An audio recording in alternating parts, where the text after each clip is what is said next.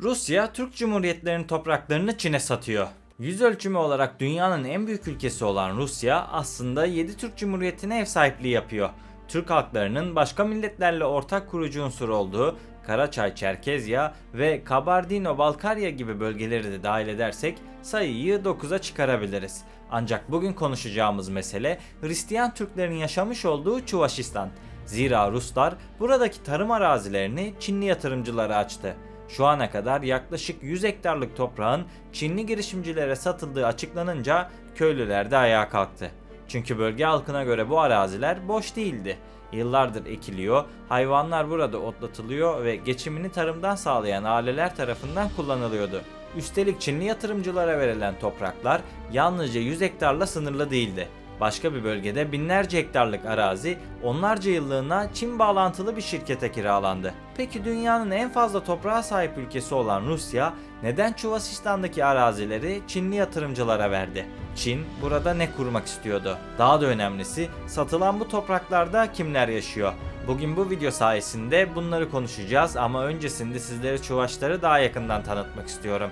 Siz de bana destek olmak isterseniz videoyu beğenebilir ve kanala ücretsiz bir şekilde abone olabilirsiniz. Çuvaşistan, Rusya Federasyonu'na bağlı bir cumhuriyet ve Orta İdil bölgesinde Volga Nehri'nin batı kıyısında yer alıyor. Yaklaşık 18.300 kilometrekarelik yüz ölçümüyle Rusya'daki diğer Türk cumhuriyetlerinden biraz daha küçük. Bölge nüfusu yaklaşık 1.160.000 kişi olsa da insanlar genellikle başkent Çubuksarı'da yaşamayı tercih ediyor. Başkent nüfusu yarım milyonun üzerinde. Yani yalnızca Çubuksarı'nın nüfusu bile İzlanda, Andorra ve Malta gibi bazı Avrupa ülkelerinin nüfusuyla karşılaştırabilecek büyüklükte. Fakat Çuvaşistan'ı asıl ilginç hale getiren şey ne yüz ölçümü ne de nüfusu. Burayı farklı kılan Türk kimliğiyle Hristiyanlığın ve eski yerel inançların aynı coğrafyada iç içe geçmiş olması. 2021 nüfus sayımına göre Cumhuriyet nüfusunun yaklaşık %64'ünü Çuvaşlar oluşturuyor. Rusların oranı yaklaşık %31 civarında. Bölgedeki Tatarların oranı ise %3'e yakın. Bu nedenle Cumhuriyet'in iki resmi dili bulunuyor: Rusça ve Çuvaşça. Bu nedenle Türkiye, Azerbaycan veya Türkistan'daki bir Türk Çuvaşça konuşan birini dinlediğinde çoğu kelimeyi anlayamaz. Çünkü Çuvaşça diğer Türk dillerinden 1000 yılı aşkın bir süre önce ayrılan çok eski özellikleri kapsıyor. Çuvaşça'nın tarihi İdil Bulgarcası ile bağlantılı olduğu düşünülüyor. Bu nedenle Çuvaşlar İdil Bulgarlarının günümüze ulaşan en önemli mirasçılarından birisi olarak kabul ediliyor. Şimdi gelelim Çuvaşistan'da süren en büyük tartışmalardan birine: Çinlilere verilen topraklara. Çuvaşistan yönetimi ile Çinli yatırımcılar arasındaki tarım işbirliği aslında yeni sayılmaz. 2014 yılında Çuvaşistan Sichuan adı verilen ortak bir tarım projesi başlatıldı. Çin bağlantılı yatırımcılar bölgede büyük bir tarım parkı, hayvancılık tesisleri ve süt işleme fabrikası kurmak istiyordu. Projenin yatırım değerinin yaklaşık 10 milyar rubleye ulaşacağı, yeni istihdam oluşturacağı ve yıllardır işlenmeyen toprakları yeniden ekonomiye kazandıracağı söyleniyordu. Kağıt üzerinde her şey oldukça güzel görünüyordu. Çin sermayesi gelecek, fabrikalar kurulacak ve yerel halka yeni iş imkanları sağlanacaktı. Ancak bölge halkı olayın ayrıntılarını öğrendiğinde büyük bir tepki başladı. Çinli yatırımcılar ilk olarak Margaoş bölgesindeki bir süt fabrikası kurmak istedi. Bunun için yaklaşık 40 hektarlık bir arazi satın alındı. Fakat bu toprağa sanayi tesisi yapılması için arazinin kullanım statüsünün değiştirilmesi gerekiyordu. Karar yerel halkın önüne geldiğinde köylüler ve bölge milletvekilleri projeye karşı çıktı. Mart 2019'da yapılan görüşmelerin ardından arazi devri ve fabrika planı engellendi. Ancak proje tamamen ortadan kalkmadı. Yetkililer bu kez Çinli yatırımcılar için başka bir bölge buldu: Tisivilsk bölgesindeki Krasnaya Gorka köyü. Mayıs 2019'da bölge yetkilileri 100 hektardan fazla arazinin Çinli girişimcilere satıldığını doğrulamıştı. Fakat köylüler yetkililerin iddia ettiği gibi boş ve kullanılmayan araziler olmadığını söylüyordu. Valentina Yegorova isimli bir çiftçi bölgede toplam 289 hektarlık araziyi 25 yıllığına kiralamıştı. Ancak Yegorova'nın iddiasına göre yerel yetkililer 2016 yılında kendisine baskı yaparak 100 hektarlık bölümden vazgeçmesini istedi. Ona bu araziye bölge halkına iş sağlayacak bir sebze işletme tesisi kuracağı söylenmişti. Fakat 3 yıl sonra köylüler toprağın Çinli yatırımcıların süt ve hayvancılık projesine verileceğini internetten öğrenmişti. Yerel yönetim ise arazilerin uzun süredir boş kaldığını, yerli çiftçilerin bu toprakları işlemek istemediğini ve Çin yatırımının bölgeye yeni iş imkanları getireceğini savunuyordu. Yani bir tarafta yatırım, üretim ve istihdam vaat eden yönetim, diğer tarafta toprağın kendilerinden habersiz biçimde ellerinden alındığını düşünen köylüler vardı.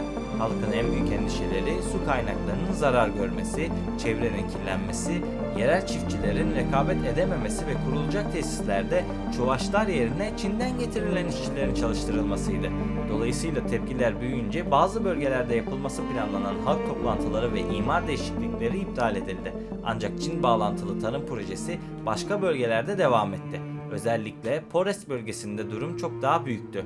Çin bağlantılı şirkete toplam 4300 hektarı aşan 26 ayrı arazi parçası 49 yıllığına kiralandı.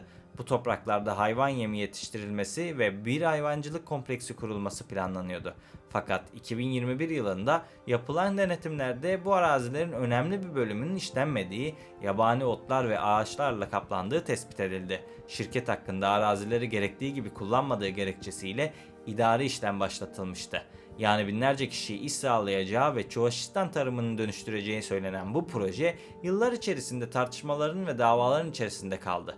Ama tam da burada önemli bir ayrımı gerçekleştirmemiz gerekiyor. Zira Rusya, Çuvaşistan'ın siyasi egemenliğini ve haritadaki bir bölümünü Çin devletine devretmedi. Yaşanan şey tarım arazileri için bağlantılı şirketlere satılması ya da onlarca yıllığına kiralanmasıydı. Fakat bölge halkı açısından toprağın üzerindeki bayrağın değişmesi gerekmiyordu. Yıllardır kullandıkları arazilerin kendilerine sorulmadan yabancı yatırımcılara verilmesi zaten başlı başına bir toprak kaybı olarak görülüyordu. Köylüler bu noktada çok haklıydı. Peki Çin?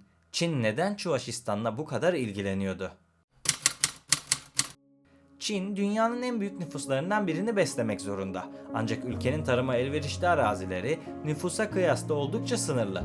Bu nedenle Çinli şirketler Rusya, Türkistan ve Afrika gibi bölgelerde tarım arazilerine yatırım yapıyor.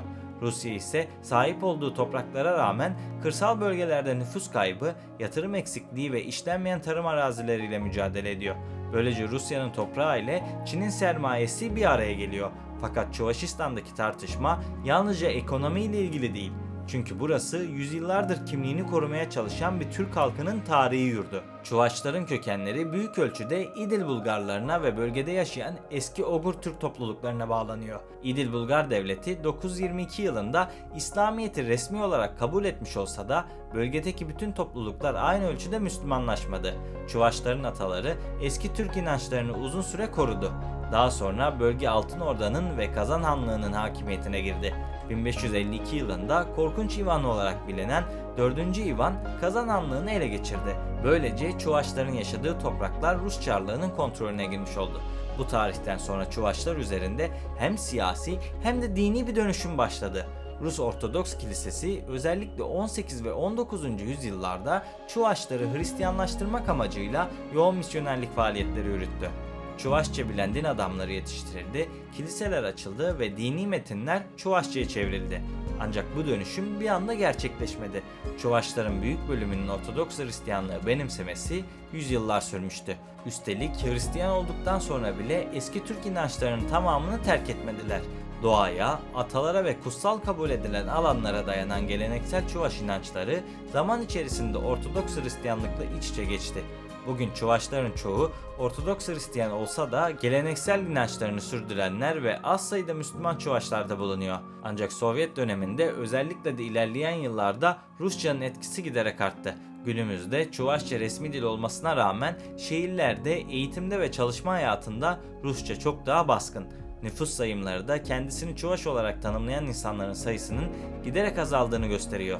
Yani bu durum yalnızca nüfus kaybıyla değil, göç, düşük doğum oranları ve kültürel asimilasyonla da bağlantılı. Başkurdistan ve Tataristan'ın yanı sıra Altay, Tuva, Hakasya, Yakutistan ve Gagavuzya gibi bölgeler Türk soyu içerisinde gözlemci olarak yer alıyor. Ancak Çuvaşistan resmi gözlemci listesinde bulunmuyor. Çuvaşlarsa İdil Bulgarlarından bugüne ulaşan en önemli Türk topluluklarından birisi. Belki de Çuvaşistan'daki Çin arazi tartışmasını bu kadar önemli yapan şey tam olarak budur. Mesele yalnızca 100 hektarlık bir tarla ya da kurulması planlanan bir süt fabrikası değil. Mesele nüfusu azalan ve dili giderek daha az konuşulan bir halkın kendi tarihini, toprakları üzerindeki söz hakkını kaybetmeme çabası. Evet, haritalarda Çuvaşistan hala Rusya'nın bir parçası olarak görünüyor. Topraklarının üzerinde Çin bayrağı da dalgalanmıyor.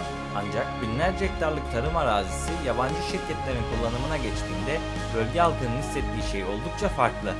Çuvaşistan bugün Rusya ile Çin arasındaki ekonomik yakınlaşmanın küçük fakat dikkat çekici örneklerinden birisi olarak öne çıkıyor.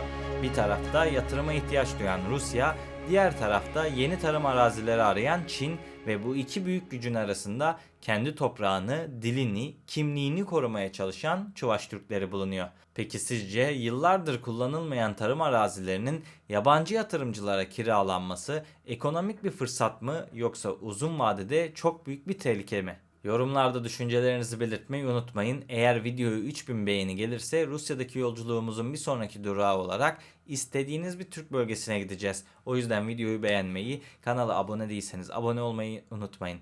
Beni buraya kadar dinlediğiniz için teşekkür ederim. Bir sonraki videoda görüşmek üzere.